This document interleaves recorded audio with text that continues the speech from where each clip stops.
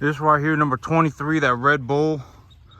He's another one of these animals that I have right now who's kind of a hard turnaround calf. He's not really picking up very well, but starting yesterday, he seems to be eating the feed a bit more, but as soon as the big animals show up, he stops eating because I think well, okay, so if you got a big old, like a 800 pound animal next to a little 250 pound animal, the 800 pound animals is going to push him out the way.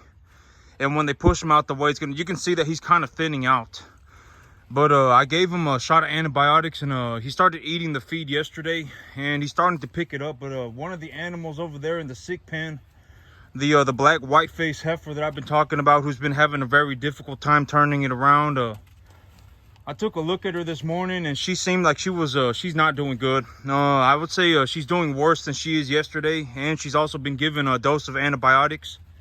And I also gave her a shot of Banamine this morning, and I also applied Ferropeace on her.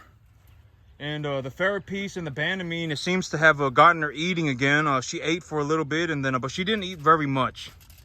She ate a little bit, and then she laid back down. And I'm actually going to go over there and take a look at her here in just a minute. I think I gave her the shot of Banamine, and I also gave her the second shot of fluorophenocal. I gave her a second shot of fluorophenocal because my whole thing with fluorophenocal is that if you read the bottle, there's a 2-dose instruction, and there's also a 1-dose instruction. And if I've already given the animal an antibiotic, like if I've already given her Macrocin, or if I've already given her Zactran, or in this case, I've already given her both, and now I'm also looking to give her fluorophenocal because she's just continuing to get worse, I'm going to give her the half dose, and then 48 hours later, I'm going to give her another dose. And so I gave her a second dose of fluorophenocal this morning. And when I gave her that second dose of fluorophenocal, I also gave her a dose of Banamine, and I also applied Ferropeace on her. And right after I got done giving her the medication, she started to eat. But I'm just going to say she's not looking good. She is doing worse than she was yesterday. And I'm actually at the point where maybe later today, I'm just gonna have to move her over to the deathly ill pen by herself. I told her I'm gonna give her a little bit, and I'm gonna see if the medication works, and if the medication does not work, I'm gonna have to move her over to the deathly ill pen by herself. And I got about 2 days left over on this month, and I took a look at my finances, right? I've taken a look at my numbers, and this is a very I'm not just saying this to throw my money in your face, but I'm just gonna say it. I got about 2 days left over in the month, and I did not do very good this month, and I still brought home about $10,000. On the first week of this month, I sold cattle, and I brought home a $6,000 check. And I didn't do very good this month, and I still brought home 10 grand. Next month, I've got a lot of animals that are about ready to go to market. I have about a half a dozen or so animals that are ready to go to market, maybe even more by the end of next month. By the end of next month, I may have close to 8 animals that are ready for market. And if I take 8 animals to market, I'm just gonna give you all the numbers just so that just because it's objective information, right? Numbers. I always say that numbers is not opinions. If I have a set amount of money going into my bank account at the end of the day, then I have a set amount of money going into my bank account at the end of the day. It does not matter, right? Like opinions, it does not matter what the opinion is about the money. The money is a number in the bank account, right? And so, next month, I'm just going to be honest, I'll probably bring home about 17 grand. And, but here's the thing, if I bring home 17 grand, it's going to cost me about $11,000 to keep my to pay for my truck, to pay for my mortgage, to pay for my animals, to pay for my to pay for the grass, and to pay for the feed and everything. It's going to cost me about $11,000. So I'm really only bringing home about $7,000 of net profit. And but here's the thing is that like I've been saying that on a conservative estimate, if I do not, I always make my estimates conservative, right? I don't say if everything goes into la land and if everything works out for me in a perfect, spectacular fashion, then I'm gonna make this much money and that is my business plan. I don't say that, right? And I say that that's not a good idea to do that. I always lowball myself, because if I say I'm gonna bring home 60 grand, but I highball myself and I end up bringing home 50, then it's not gonna feel very good, right? But if I say I'm gonna bring home 60 and I bring home 80, then I'm doing very well for myself, right? And then I feel like, oh, I actually did better than what I was anticipating. And but here's the thing, is I'll probably end up bringing home more than 80 for the year, because here's the thing, is that here's the, you know, when I was making my business plan, the one thing that I did not calculate correctly was that I did not think about this correctly, and I corrected it. Is that if I just reinvested, if I just went in a straight line, I was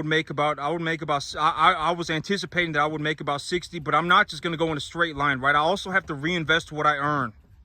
I also, you know, like if I make a net profit of $6,000-7,000 for the month, I will also have to reinvest that money.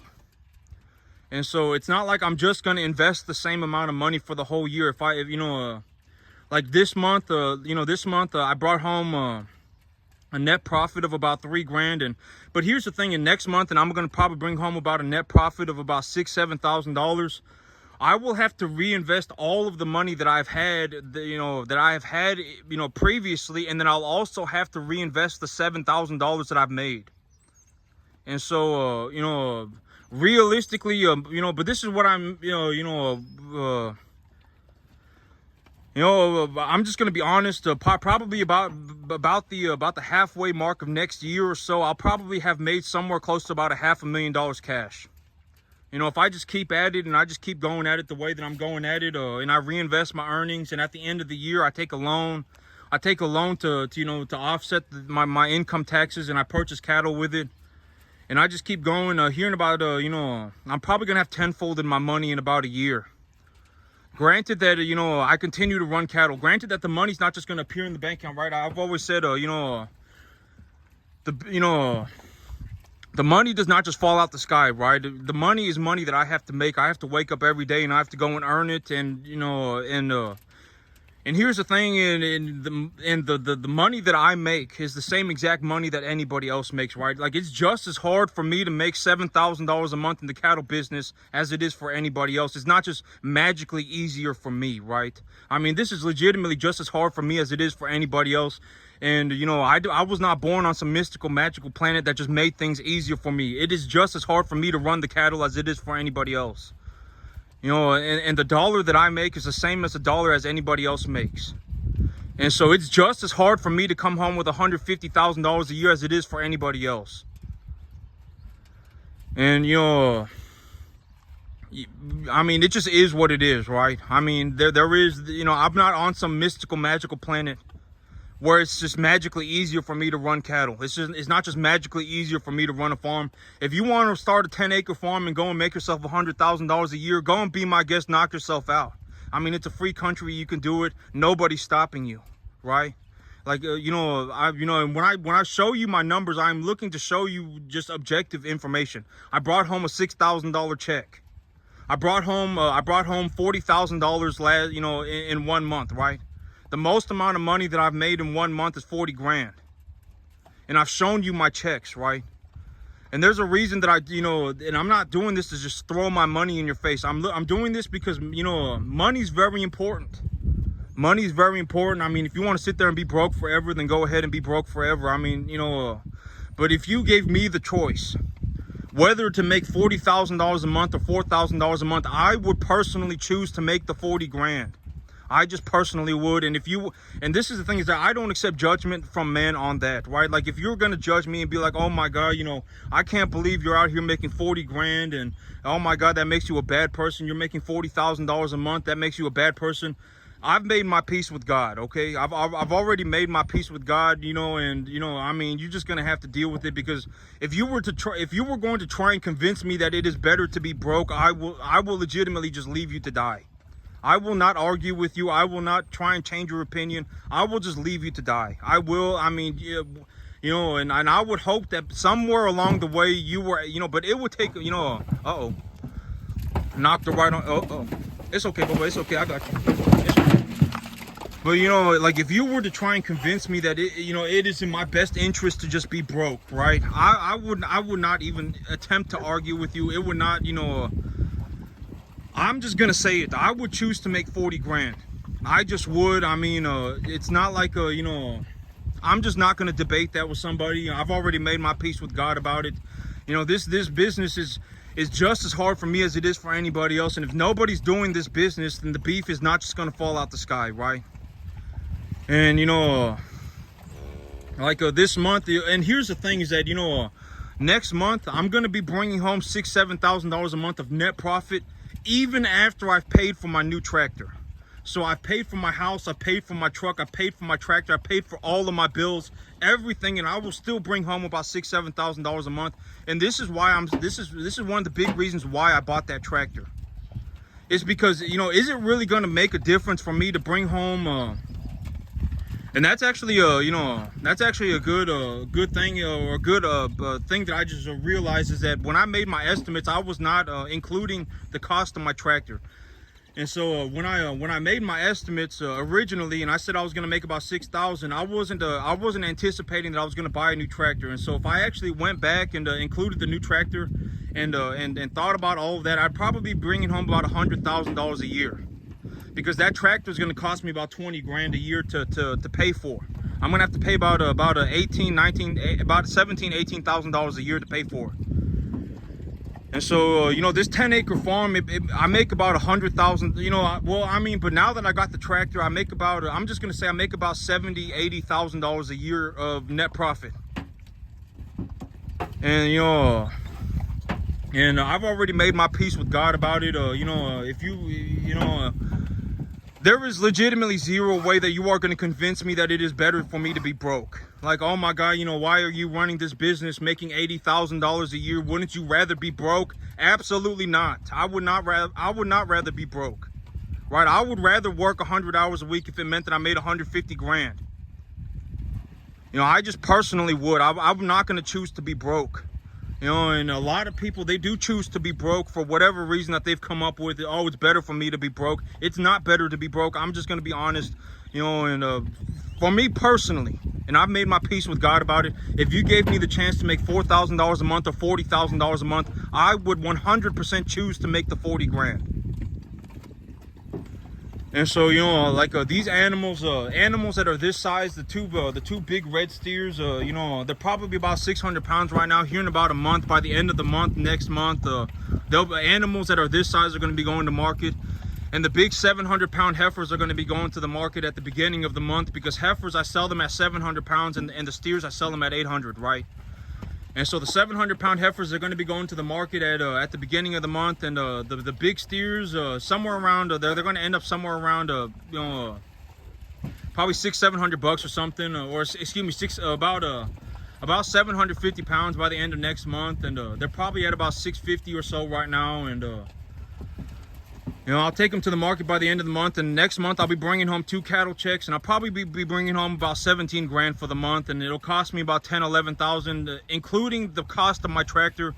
It'll cost me about $10-11,000 a month, and I'll end up netting a profit of about $6,000-7,000 a month, even after I pay for my new tractor. And so, and I always say money talks, right? Money talks and nonsense walks. If all you have is a bunch of nonsense and you don't have any money, maybe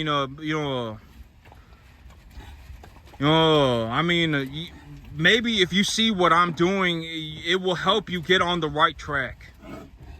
Because you don't want to be in a situation where all you have is a bunch of nonsense, right? You're under a massive pile of nonsense, you got no money, and that's not where you want to be in life. And a lot of people in the agriculture industry, if you are farming right now, there is a very good realistic chance that you are under a massive pile of nonsense with no money. It happens to a lot of people. Just go out into the countryside and drive around and take a look around. Most people are under a massive pile of nonsense and have zero money.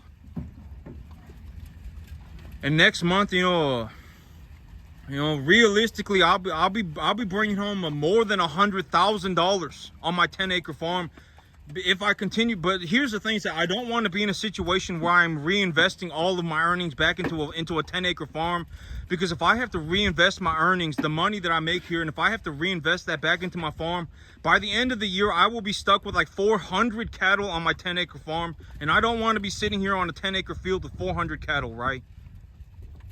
And so, that's one of the things that I got to get figured out here pretty soon. One of the lenders that I was looking at is telling me that they don't really care about credit or anything like that. What they want to see is my balance sheet. They want to see how much money am I making, what do my assets look like, what do my liabilities look like? That's what they want to see. And so you know, I may be, you know, but if it turns out that I do work with a lender that is going to consider my credit, I may need to pay off my loans. I may need to pay off my loans very fast. You know, I may.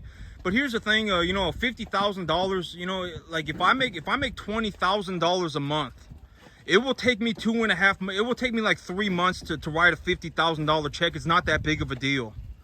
You know, I can write a $50,000. This is also what I meant by buying the baler. You know, if it turns out that they're only going to give me a 10% discount for paying cash for the baler, and they're going to give me a 0% interest on a 6-year loan, I would just take the 0% interest for 6 years, right? I mean, I just personally would, you know. But if they were going to give me a very good deal, I could write a $50,000 check, you know, probably within 3 months. But here's the thing: is I'm not going to buy a baler. I've already decided I'm not going to buy a baler. You know, one of the big, most profitable things about my farm is is that I do not rely very heavily on machinery.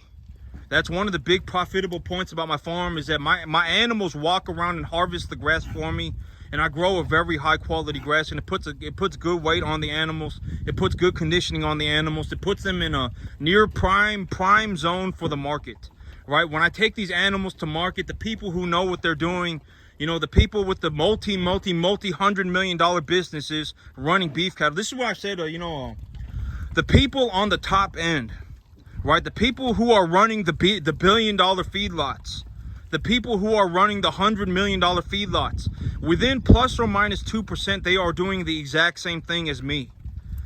You know, and you know, I've always said that 99.9999% of the ideas that I have are not my own ideas. They are the ideas of other people that I have implemented into my life because they made sense. And if you go and you look at a person with a $100 million or a $1 billion feedlot or whatever, a massive feedlot, and they are running some multi-million dollar business, right? Maybe even $1 billion business or multi-billion dollar business, within plus or minus 2%, they are all doing the same thing as me. And we are all doing the same thing plus or minus 2%, right? We're sitting here, we're thinking about how much does it cost me to run this animal? What is the current cost of the feeder cattle price? You know, what conditioning are my animals at? What antibiotics program am I going to use? What vaccination program am I going to use, etc. Whatever it may be, we are all practically doing the same thing. And you know, this is also by what I mean by, if you are going to learn from somebody who knows what they're doing. Do not go and look at Billy Joe Bob's Farming Adventure, because if you go and watch Billy Joe Bob's Farming Adventure, right? If you go and you watch Billy Joe Bob's Farming Adventure, Billy Joe Bob might be a moron. And he might not know what he's doing at all. Convinced that he does know what he's doing, and then you're gonna pick up a whole bunch of bad habits. You're not gonna make any money, and then you're gonna be in a situation where you have a massive pile of nonsense and you don't have any money. And that happens to a lot of people in the agricultural industry. Just go and take a look around, right? Almost nobody is sitting on a 10-acre field saying, I'm about to make $7 grand for the month. I'm gonna make over $100,000 for the year. Almost nobody is. I can almost guarantee it. And I'm telling you objectively that I am going to make that much money, and I will show you my check. I've been showing y'all my paychecks, right? Like when I made $40,000 in 1 month, I posted pictures of my paychecks, right? I mean, you know, I don't know what else I could possibly do. I mean, when I brought home my $6,000 check, I showed y'all a picture of my $6,000 check, right? And so, I mean, you know, you don't want to be in a situation where all you have is a massive pile of nonsense and you don't have any money. That's not a good situation to be in. You need to objectively think about making some money. And, you know, if you're going to make it in the farming industry, because, I mean, if you don't have any money, you're not going to be able to pay for anything. And if you can't pay for anything, I mean, you're not going to get anything. And, I mean, that's just, fair is fair, right? If you don't, that's what I've said. If you give up on your dreams because of $1,000, oh my God, it's going to cost me $1,000 to buy this 115 horsepower tractor. It's going to cost me $1,000 a month. Oh my God, it's going to cost me $1,000 a month to buy this 20-acre field. It's going to cost me $1,000 a month. And you say, oh my God, I don't have $2 grand and it's time for me to give up. Then you're in for the time of your life if you are going to get into the farming industry, because that, you know, the $2,000 a month that it costs is the easy part. You haven't even started farming yet, and the farming is the hard part. The farming is the part that's almost impossible. And so, I mean, you know, I mean, I don't know what else to tell you. I mean, you know, I just don't know what else to tell you. I'm just gonna be honest with y'all. So now I'm gonna get these animals some more feed. That's it for me today, YouTube. Y'all have a good one.